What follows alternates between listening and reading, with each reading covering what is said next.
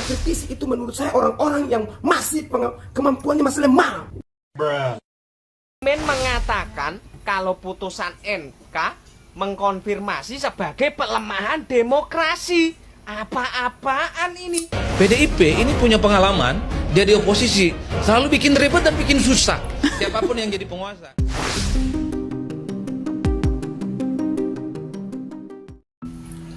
Oke guys, jumpa lagi di channel update. Dan buat kalian yang belum subscribe dulu untuk mendapatkan notifikasi informasi mengenai berita yang lagi viral, trending, khususnya politik Indonesia. Seperti biasa, kali ini kita akan membahas video-video yang masih berkaitan dengan isu putusan MK kemarin. Mulai dari isu mengenai posisi partai PDIP setelah putusan Hakim MK menyatakan Prabowo Gibran sebagai pemenang. Nah, ini menarik ya teman-teman, karena kita lihat posisi PDIP kedepannya ini akan seperti apa. Apakah akan bergabung dengan pemerintahan yang baru, atau sebaliknya akan kembali ke masa seperti pada saat Presiden SBY menjabat, maka PDIP di situ memposisikan sebagai oposisi. Nah, kita akan bahas mengenai isu mengenai partai PDIP ini. Berikutnya juga ada video lainnya teman-teman yang gak kalah menariknya, terutama tentang komentar Ganjar Pranowo. Baru kemarin setelah putusan MK, Ganjar ini saya lihat dia baru legowo, termasuk Pak Mahfud juga, memberikan pernyataan mengucapkan selamat kepada Prabowo Gibran. Nah, namun sebagai netizen ada yang kurang respect juga ya dengan pernyataan Ganjar ini, dan menurut saya sih itu hal wajar, karena menurut mereka Ganjar ini terbilang telat ya memberikan statement pernyataan ucapan selamat kepada Prabowo Gibran. Padahal kalau kita mundur ke belakang teman-teman ya, pengumuman resmi KPU ini kan udah berjalan, hanya mungkin tinggal menunggu waktu adanya sidang sengketa, dan akhirnya kita melihat kemarin hasil putusannya seperti apa. Tapi apapun itu, saya tetap ya menghormati lah ya statement yang dilontarkan oleh Ganjar Pranowo, termasuk juga Pak Mahfud.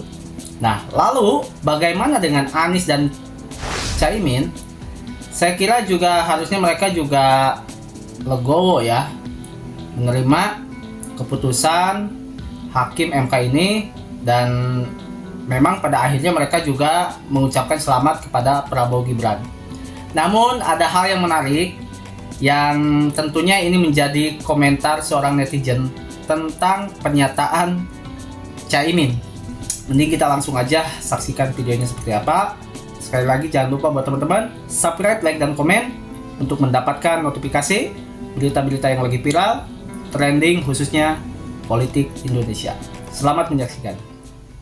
Nah guys, di video pertama ini kita akan membahas ucapan atau statement yang disampaikan oleh Ganjar Pranowo setelah putusan Hakim MK kemarin. Dan saya secara pribadi sih respect yang akhirnya Ganjar ini legowo menerima hasil dari putusan MK ini, sekalipun ya mungkin masih ada sebagian netizen yang masih belum terima ya dengan pernyataan Ganjar ini, yang katanya Ganjar ini telat memberikan ucapan selamat kepada Prabowo Gibran. Dan tentu kami mengucapkan selamat bekerja untuk pemenang, dan mudah-mudahan PR bangsa ke depan bisa segera diselesaikan. Oh, jadi karena sudah kalah, maka sekarang ngucapin selamat kepada Pak Prabowo dan juga Mas Gibran. Dari kemarin kemana aja Pak Ganjar waktu pengumuman hasil resmi daripada KPU? Bapak kemana? Kenapa nggak waktu itu aja ucapin selamat kepada Pak Prabowo dan juga Mas Gibran? Kenapa baru sekarang diucapin? Udah basi Pak Ganjar, udah basi ucapan selamatnya. Ya, kenapa kemarin Anda nggak terima dengan pengumuman resmi daripada KPU? Ya, dan Anda masih ngeyel ngotot untuk menggugat ke MK. Ya, sekarang inilah akibatnya. MK menolak semua gugatan Anda. Semua gugatan Anda ditolak oleh MK. Itulah akibatnya. Kalau misalkan Anda itu kemaruk dengan jabatan presiden, Anda terlalu berambisi untuk mengejar kedudukan sebagai presiden. Mungkin ini berdasarkan dorongan dari orang-orang di sekitar Anda, atau mungkin dari ketua umum Anda sendiri. Ya, Anda tidak bisa mengambil keputusan sendiri. Ya, kepribadian Anda seolah-olah itu bukan diri Anda sendiri lagi, udah dipegang oleh orang lain, udah dikendalikan oleh orang lain, sehingga Anda tidak bisa memutuskan pada saat itu untuk udahlah, berhentilah, stop untuk mengugat sampai ke MK. Ya, legowo, ikhlas menerima semua ini. Kenapa Anda nggak melakukan hal itu? Kenapa baru sekarang gitu loh, Pak Ganjar? Ya, janganlah seperti itu, Pak Ganjar. Anda harus bersikap lebih dewasa dalam menyikapi semua persoalan di bangsa ini. Jangan seperti kekanak-kanakan seperti itu, ya. Ini kan jadi akibatnya kan jadi untuk Anda sendiri, nggak baik untuk Anda sendiri, ya. Dan sekarang Anda mengucapkan selamat setelah Anda udah kalah di persidangan MK kemarin, setelah putusan MK itu menolak semua gugatan Anda. Kan sungguh menyedihkan dan memalukan gitu loh. Ya, apa yang Anda tuduhkan selama ini bahwa presiden telah cawe-cawe, penyalahgunaan bansos, ya adanya nepotisme, terus terjadi kecurangan di pemilu dan sebagainya, itu tidak terbukti di persidangan, karena bukti-bukti yang Anda dan tim hukum Anda hadirkan itu semuanya hanya berupa yang tersebar di media sosial aja, di media massa, dan juga artikel-artikel di media sosial, media massa, ya, yang tidak terbukti siapa pelakunya dan di mana spesifiknya, di mana tempat itu terjadi, kecurangan itu terjadi. Itu tidak terbukti bersidangan. Jadi ya, saya pikir Anda hanya berasumsi aja. Ya, Anda terlalu negatif thinking terhadap paslon nomor 02 dan juga kepada Pak Jokowi. Ya, kalau tanpa Pak Jokowi Anda tidak akan bisa jadi apa-apa, tidak akan bisa menjadi seperti yang sekarang. Ya, camkan itu baik-baik, Pak Ganjar. Lagi-lagi si EF ini memberikan statement komentar yang menurut saya cukup memancing emosi publik ya. Dia intinya sih dia ngomong kalau dia tidak menerima Gibran sebagai wakil presiden. Jadi saya juga gak paham ya. Emang dari awal nih orang selalu nyerang keluarga Jokowi. Padahal orang ini ngakunya peduli demokrasi, cinta NKRI. Tapi omongannya kayak gitu kan ngaco. Saya menolak Gibran. Saya tak ingin Gibran jadi wakil presiden saya. Gibran adalah anak kandung nepotis. Izin menanggapi video sampah ini. Pertama, emangnya lu siapa? Hah? Emang penting banget gitu keberadaan lu di negeri ini? Nggak penting. Ada atau tidak adanya lu di negeri ini, tatanan kepemerintahan masih akan tetap berjalan. Jadi nggak ngaruh lu nggak ada juga di negeri ini. Makanya ngomong nggak mengakui cawapres terpilih. Lah, lu ngomongnya warga negara, tapi kenapa lu nggak mau mengakui presiden yang dipilih oleh warga negara? Kalau gitu mending lu pindah aja deh keluar sana, cari ke negara lain yang bisa menerima lu gitu. Timur Leste ke Yaman ke sekalian.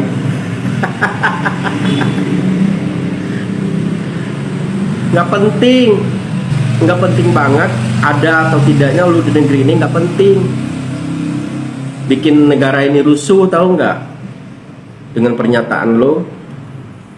Sedangkan paslon 0103 aja udah mengucapin selamat atas terpilihnya Pak Prabowo dan Mas Gibran. Lah lo masih aja sakit hati. Kenapa sih lo? Pak Prabowo sama Mas Gibran itu nggak penting, mau diakui mau enggak kek, bodoh amat. Emangnya lu siapa? Mending lu pindah aja deh ke luar negeri sana, daripada di negeri ini bikin rusuh, bikin kacau. Mas Samsul, jangan dihirauin orang kayak gini. Mending jogetin aja.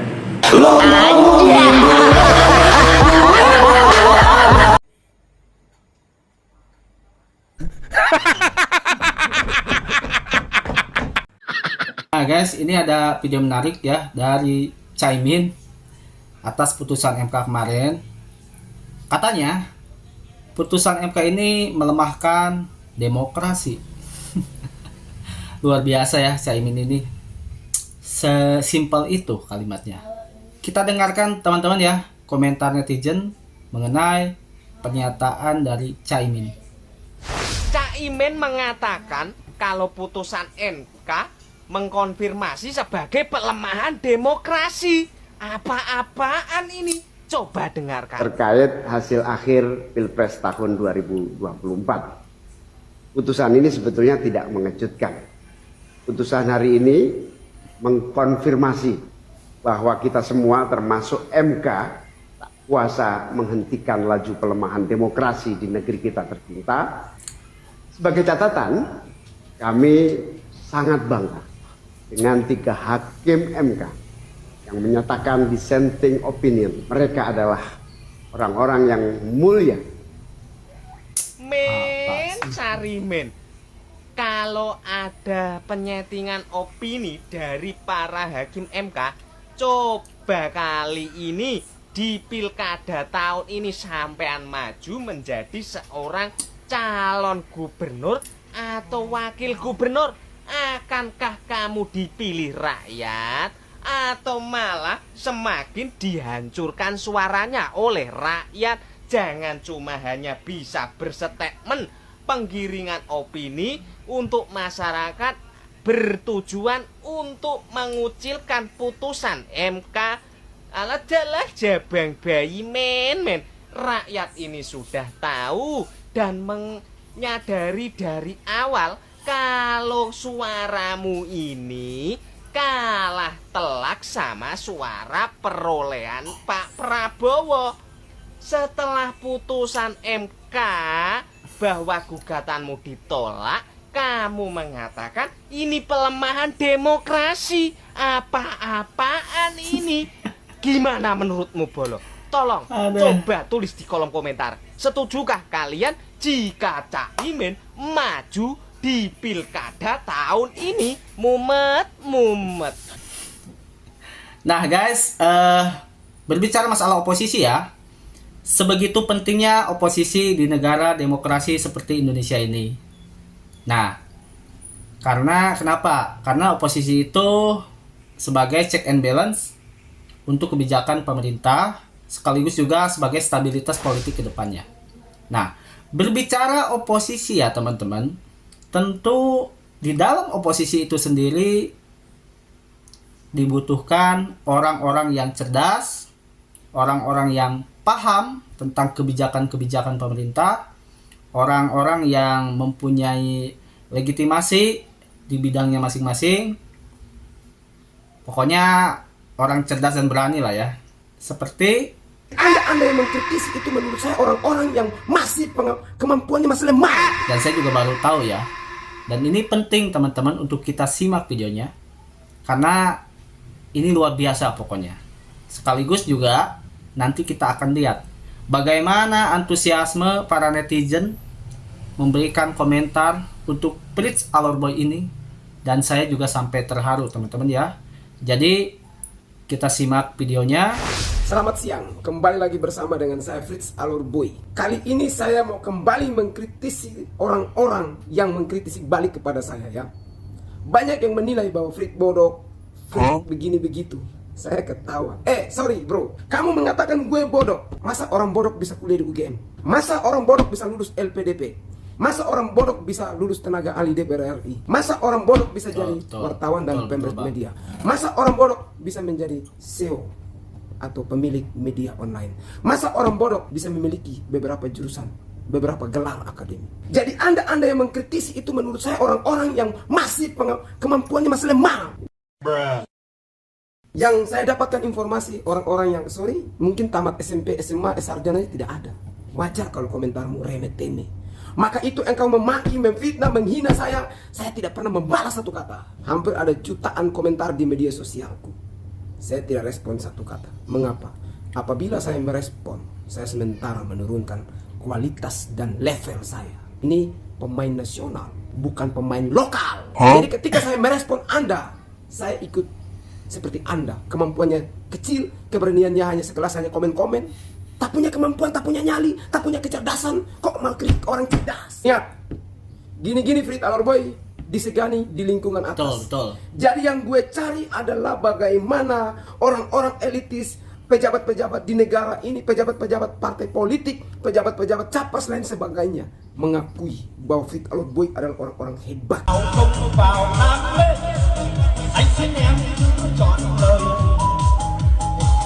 Itu yang dicari, bukan Anda yang di bawah yang mungkin ketika berada di lingkungan RT RW saja, Pak RT saja tidak pakai Anda. Kepala desa juga mungkin tidak pakai kemampuan Anda. Jadi saya juga ketawa ketika membaca chat Anda. Saya nggak respon. Kenapa? Nggak penting bagi saya. Fit Alot Boy selalu menggunakan kata maafkan mereka karena mereka punya kemampuan tidak sama dengan kita. Ingat, Bang Noel Ebenezer saja meminta ataukah mendorong agar Fit Alot Boy menjadi tokoh pemuda nasional. Anda tahu Bang Noel? Silakan cek sendiri. Ada banyak yang menginginkan agar Fit Alot Boy dikategorikan sebagai tokoh pemuda nasional. Menjadi tokoh pemuda nasional itu sudah banyak seleksi. Diseleksi dari kecerdasannya, kemampuannya, keberaniannya, rekam jejaknya. Itu bukan main-main. Fit Alot Boy bukan kaleng-kaleng. Orang hebat yang ada di Jakarta. Pemberani, suka kritisi. Kritikus sejati yang ada di Jakarta, yang menggoyang pemerintah pusat, bukan pemerintah lokal, pemerintah daerah, pemain-pemain nasional, bukan pemain-pemain lokal yang berani hanya dicat saja, bukan pemain dicat saja, tetapi hajar secara langsung. Itu kalau mau jadi pemimpin hebat itu harus seperti itu. Anda termakan dengan gimmick politik, marketing politik, propaganda politik yang saya bermainkan. Terima kasih sudah menonton, sudah mengkomentarinya. Meskipun saya tidak balas satu kata pun, karena bagi saya ketika saya balas, saya menurunkan level sebagai pemain nasional, bukan pemain desa. Sekian dan terima kasih. Fit Alot Boy tetap berjuang, tetap semangat, tetap lawan ketidakadilan yang terjadi di muka bumi. Komentar netizen 62. Wah. Wah. Wah semua. Wah. Wah. Wah. Wah. Wah semua. Wah.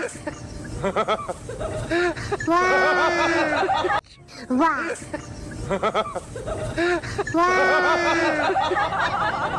Wah. Wah semua. Wah. Wah. Nah guys, ini ada video ya dari seorang netizen mengomentari pernyataan dari Refli Harun mengenai putusan MK. Jadi intinya sih dia heran ya. Padahal MK kan udah memutus. Dan di situ udah jelas ya teman-teman. Putusan MK ini mengikat dan final. Nah, menurut saya sih hal yang wajar ya jika misalkan ada seorang lawyer atau pengacara ketika gugatan atau tuntutannya tidak dipenuhi atau istilahnya simpelnya dia kalah lah ya. Dia memberikan argumentasi yang membantah pernyataan-pernyataan atau dalil-dalil yang diputuskan oleh hakim. Menurut saya itu hal yang wajar. Karena jika misalkan tiba-tiba setelah putusan hakim ini tiba-tiba dia misalkan legowo, menerima atau mengiyakan ya itu sama saja mengecewakan kliennya, termasuk Refli ini. Kalau misalkan dia tiba-tiba legowo gitu, ya udahlah, atau mengiyakan, ya sama saja itu mengecewakan kliennya, yaitu Anies Baswedan. Terutama khususnya ya para pendukungnya pasti itu kecewa. Kalau misalkan si Refli ini tiba-tiba ngomong ya udahlah, kita terima aja hasil putusan MK ini. Nah, jadi menurut saya hal yang wajar jika ada satu atau dua narasi-narasi yang keluar ya dari seorang lawyer atas putusan hakim ketika misalkan gugatan atau tuntutannya itu tidak diterima.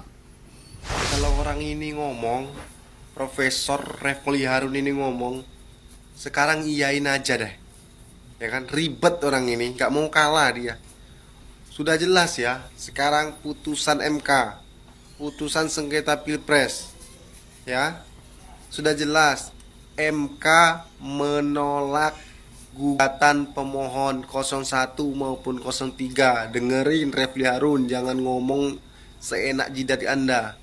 Nanti pasti ada omongan Kan ada 3 hakim yang gimana ya, tidak sependapat. Itu kan 3 hakim. Yang 5 hakim sependapat. Ya. Tidak mengkabulkan gugatan pemohon 01 maupun 03. Katanya hebat, katanya pengacara hebat. Buktinya tidak bisa meyakinkan Mahkamah Konstitusi. Ya, Bang Refli Harun, jangan teriak-teriak di jalan lagi ya, bosen dengernya. Terima kasih. Nah guys, ini ada video menarik dari pengamat politik Adi Prayitno.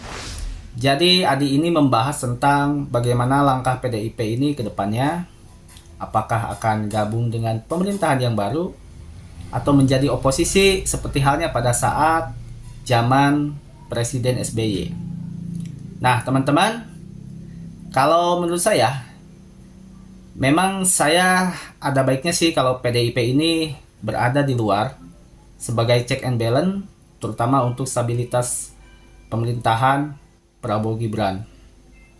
Nah, kita akan lihat dulu videonya dan sekaligus nanti juga kita akan bacakan satu persatu komentar dari netizen teman-teman ya, bagaimana tanggapan mereka mengenai langkah PDIP ke depannya ini. Apakah mereka setuju jika PDIP menjadi oposisi atau sebaliknya? Tapi kalau membaca kalkulasi politiknya, ke depan setelah tanggal 20 Oktober, tentu Prabowo punya intensi, tak ada resistensi, tak ada oposisi. Tak ada yang kemudian membuat Prabowo ini di masa menjalankan pemerintahan kekuasaannya 5 tahun ke depan, ini ada protes-protes yang cukup keras ya, terutama di kelompok-kelompok yang kalah pemilu. PDIP ini punya pengalaman, jadi oposisi, selalu bikin ribet dan bikin susah siapapun yang jadi penguasa. SBY itu kelimpungan di tahun pertama menghadapi manuver politik yang dilakukan oleh kawan-kawan PDIP. Sepertinya Pak Prabowo nggak mau ribet, ini kawan ini harus diajak rangkulan. Kalaupun toh nggak mau menjadi bagian di dalam, apalah judulnya, yang penting nggak protes, yang penting nggak jadi oposisi, yang penting bisa kerjasama. Itu yang sedang dirumuskan. Apakah jadi menteri ataukah memang koalisi di parlemen? Karena di parlemen ini adalah sesuatu yang seksi. Alat-alat kelengkapan dewan saya kira banyak. Siapa yang harus jadi ketua MPR, siapa yang harus jadi ketua Banggar, siapa yang harus menjadi alat. Nah guys, berikutnya ini komentar dari beberapa netizen. Nah, kalau kita lihat teman-teman ya, dominan netizen ini lebih banyak mendukung PDIP menjadi oposisi. Dan saya secara pribadi pun mendukung hal itu juga ya, sama. Karena memang ini penting banget untuk mengontrol kebijakan pemerintahan juga. Nah, jadi gimana guys menurut kalian? Kalian setuju gak kalau PDIP ini berada di luar? Tulis di kolom komentar.